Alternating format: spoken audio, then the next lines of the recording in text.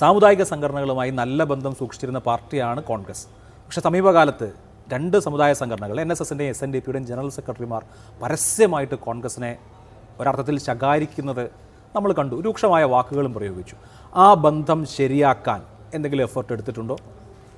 നമ്മളൊരു കാര്യം മനസ്സിലാക്കണം. കോൺഗ്രസിന് എല്ലാ സാമുദായിക സംഘടനകളുമായും സാമൂഹ്യ പ്രസ്ഥാനങ്ങളുമായിട്ടും എന്നും നല്ല ബന്ധം തന്നെയാണ്, ഇപ്പോഴും നല്ല ബന്ധമാണ്. അതിനകത്ത് എന്തെങ്കിലും ചെറിയ അസ്വാരസ്യങ്ങളുണ്ടെങ്കിൽ ഞങ്ങളതെല്ലാം പറഞ്ഞ് പരിഹരിച്ച് പോവുക എന്നുള്ളത് തന്നെയാണ് ഞങ്ങളുടെ നയം.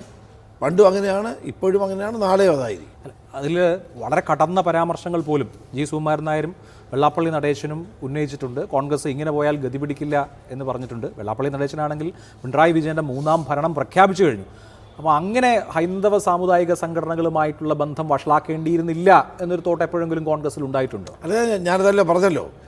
എല്ലാ സാമുദായിക സംഘടനകളുമായും സാമൂഹ്യ പ്രസ്ഥാനങ്ങളുമായും വ്യക്തികളുമായും നല്ല ബന്ധമേ ഞങ്ങൾ എന്നും കാത്തു സൂക്ഷിച്ചിട്ടുള്ളൂ. എവിടെയെങ്കിലും അതിന് ചെറിയ അസ്വാരസ്യം ഉണ്ടായിട്ടുണ്ടെങ്കിൽ അതെല്ലാം പറഞ്ഞ് ഞങ്ങൾ പരിഹരിച്ചു തന്നെ മുന്നോട്ട് പോകും. ഇടയ്ക്ക് ഇപ്പം NSS ആസ്ഥാനത്ത് പോയി മന്നം ജയന്തിയിൽ പങ്കെടുത്തു, ഒരു സ്പീച്ചൊക്കെ നടത്തി, അന്ന് വളരെ കോർഡിയലായിട്ടുള്ളൊരു ബന്ധം എസ്റ്റാബ്ലിഷ് ചെയ്തു എന്നാണ് പൊതുവെ വിചാരിച്ചിരുന്നത്. പക്ഷേ എന്തായാലും ജി സുകുമാരൻ നായരുടെ സംസാരം കേൾക്കുമ്പോൾ അദ്ദേഹത്തിന് കോൺഗ്രസിനോടൊരു വിപ്രതിപത്തി ഉള്ളതുപോലെയാണ് തോന്നുന്നത്. ഞാൻ 9 വർഷം NSSുമായിട്ട് അകൽച്ചയിലായിരുന്നൊരു കാലം ഉണ്ടായിരുന്നു. പക്ഷെ ഞാൻ എന്തെങ്കിലും പറഞ്ഞാൽ അത് എൻ്റെ പാർട്ടിയെ ബാധിക്കുമെന്നുള്ളത് കൊണ്ട് ഞാനൊന്നും പറയാറില്ല. അത്തരം കാര്യങ്ങളിലൊന്നും ഞാൻ പാർട്ടി എവിടെ നിൽക്കണം, സമുദായ സംഘടനകൾ എവിടെ നിൽക്കണം എന്നുള്ള കാര്യത്തിൽ എനിക്ക് വ്യക്തമായ ധാരണയുള്ള ആളാണ്. ആ 9 വർഷവും ഞാൻ ഒരു തരത്തിലും അവരെ ആരെയും വിമർശിക്കാൻ ഞാൻ പോയിട്ടില്ല.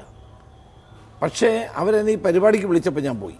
കാരണം ആ അസ്വാരസ്യങ്ങൾ ഇല്ലാതാകുന്ന ഒരു ഘട്ടം കൂടി ആയിക്കോട്ടെ എന്ന് കരുതിയാണ് ഞാൻ പോയത്. ഇപ്പോഴും NSS സ്വീകരിക്കുന്ന സമീപനം സമദൂരമാണ്. ആ സമദൂരം നിലനിൽക്കുന്നിടത്തോളം കാലം ഞങ്ങളെ സംബന്ധിച്ചിടത്തോളം ഞങ്ങൾക്ക് ആശങ്കപ്പെടേണ്ട കാര്യമില്ല. രാഷ്ട്രീയ നിലപാട് വ്യക്തമായി തന്നെ NSS ജനറൽ സെക്രട്ടറി പറഞ്ഞിട്ടുണ്ട്. ആഗോള അയ്യപ്പ സംഗമത്തിൽ പോയത് അത് ശബരിമലയുമായി ബന്ധപ്പെട്ടതായതുകൊണ്ടാണെന്ന് അദ്ദേഹം വ്യക്തമാക്കിയിട്ടുണ്ട്. പക്ഷേ രാഷ്ട്രീയ നിലപാടിൽ മാറ്റമില്ല എന്ന് പറയുമ്പോൾ പിന്നെ ഞങ്ങൾക്ക് ആശങ്കയുടെ പ്രശ്നം എന്താണ്?